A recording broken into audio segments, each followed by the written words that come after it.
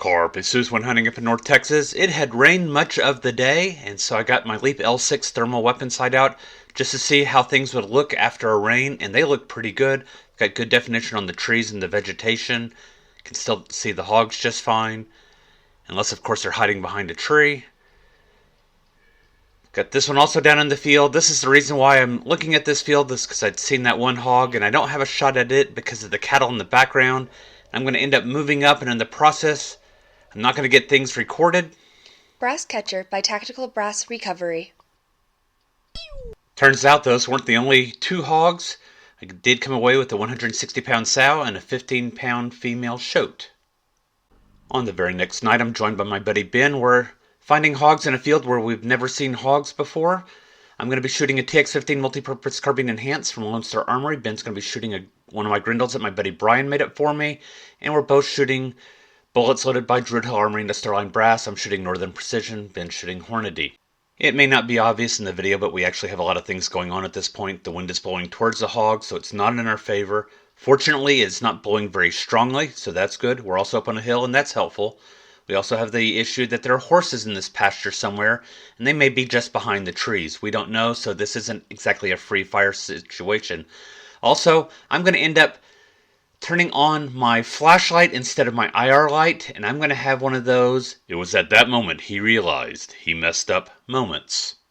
Here we go. Oh no. Oh, that ruined it. Yep, they're going. Well, that mistake messed up my startup sequence, and I never turned on the recorder on my scope, so we've only got video from Ben. You want to shoot one? Yeah.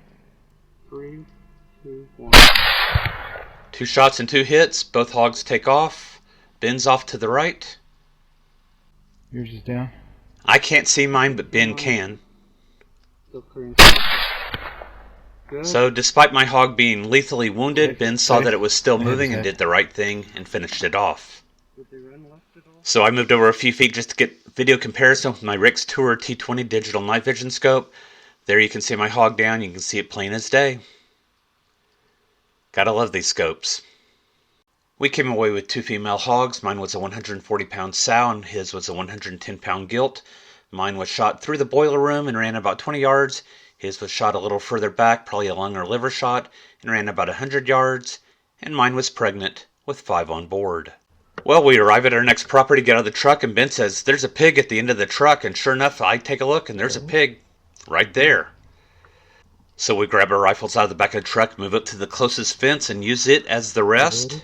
Alright, here we go. 3, 2, 1. 2 shots and 2 hits, and she is down. And so now we're just making sure she doesn't get up, just watching. Stay. Fist bump. Fist bump, boom. Good job. And watch what happens. Smoke, more pigs. Yeah, there were. I'm not fast enough to get on them. Ben has hit one of them, and both of those 2 hogs. I can't see them. I got a tree in the way. We'll end up making it off property. They're off property?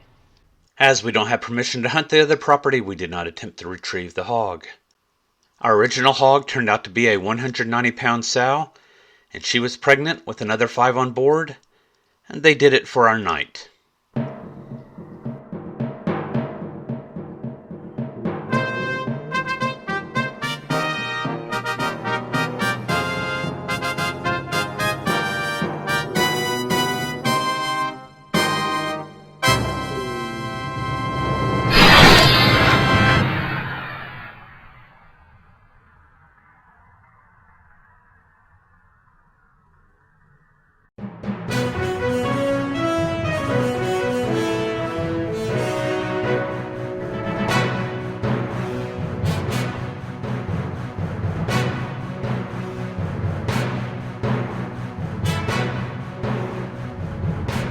Carpe sus, my friends.